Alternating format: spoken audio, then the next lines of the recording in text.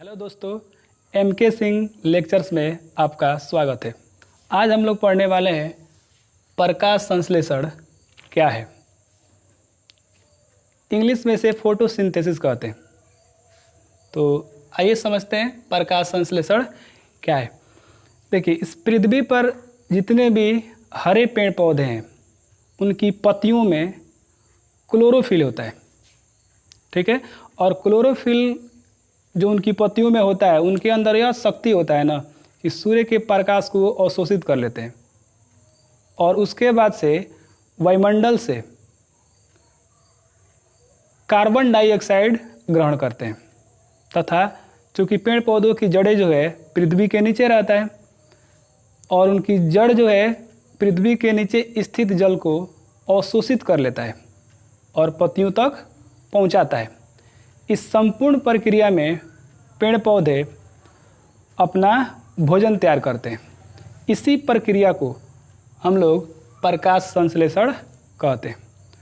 तो आइए इसको और विस्तार से समझते हैं। देखिए, प्रकाश संश्लेषण क्या है, इसका रासायनिक समीकरण लिखें। इंग्लिश में इसे फोटोसिंथेसिस कहते हैं, ठीक है। तो देखिए, सभी हरे पौधे अर्थात इस पृथ्वी पर जितने भी हरे पौधे हैं उन सभी में यह प्रकाश संश्लेषण की प्रक्रियाएं होती है। सभी हरे पौधे क्लोरोफिल कहाँ पाया जाता है? पेड़ पौधों की पत्तियों में, यानी जितने भी हरे पेड़ पौधे हैं उनकी पत्तियों में क्लोरोफिल उपस्थित होता है। तथा सूर्य प्रकाश की उपस्थिति में, अर्थात पेड़ पौधों को सूरज की प्रकाश बहुत ही ज़रूरत होता है प्रकाश संश्लेषण करने के लिए, ठीक है। इसलिए सूरज की प्रकाश की उपस्थिति होनी चाहिए।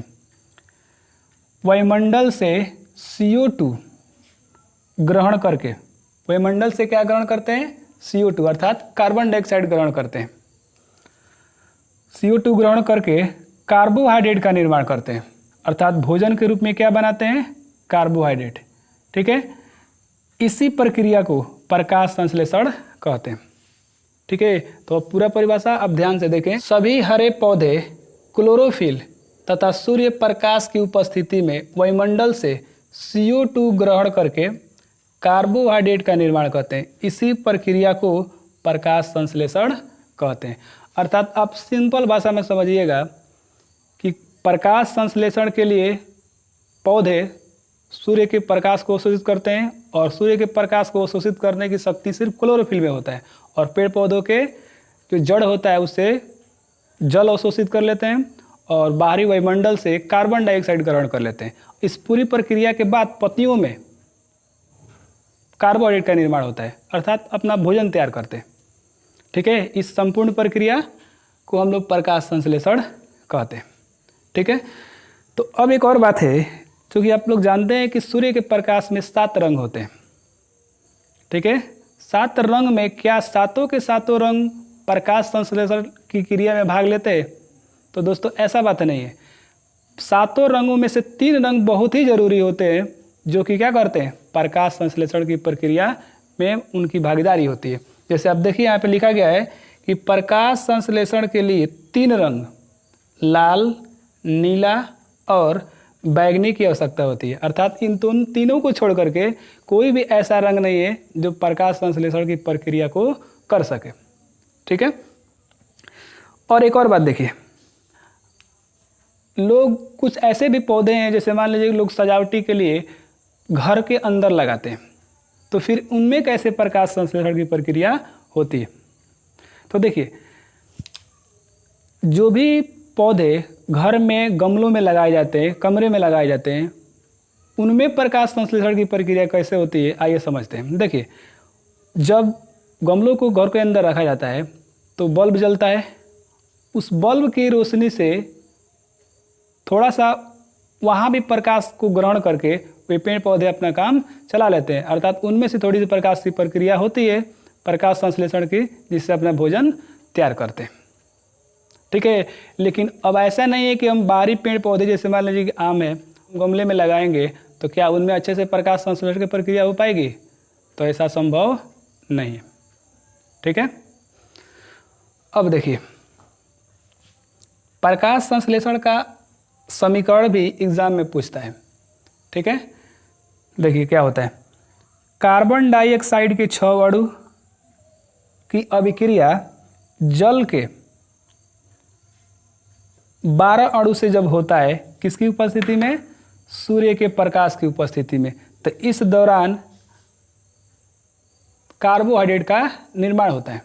ठीक है, और उसके बाद से ऑक्सीजन की भी उत्पत्ति होती है और साथ में जल भी बाहर निकलता है। आइए इसको और विस्तार से समझते हैं। देखिए, CO2 पेड़ पौधों में कहाँ से आएगा? वायुमंडल से आ जाएगा। जल कहाँ से आएगा? जड़ से आ जाएगा। उसके बाद से ऊपर से क्या खींच लेंगे? सूर्य की प्रकाश। और इसी प्रक्रिया में क्या होता है? प्रकाश संश्लेषण।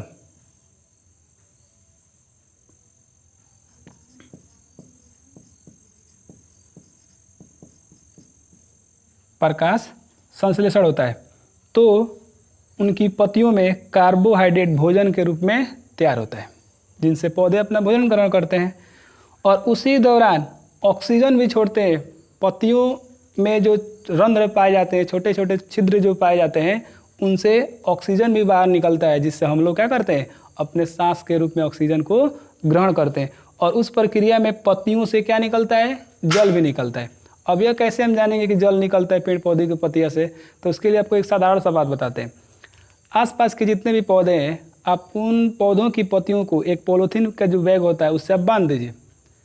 ठीक है, और एक दिन के लिए छोड़ दीजिए। अगले सुबह में देखिएगा उसमें पानी की बूंदे जो है, पानी की बूंदे उसमें आ जाती है। इससे मतलब यह साफ होता है कि प्रकाश संश्लेषण की क्रिया जब संपन्न होती है तो उसमें पेड़ पौधों की पत्तियों से जल भी बाहर निकलता है। इस वीडियो को अगर आपको अच्छा लगे तो कृपया लाइक, कमेंट और शेयर जरूर करें। इसी प्रकार के प्रत्येक सब्जेक्ट की विषय का तैयारी इस चैनल पे कराया जाता है। धन्यवाद।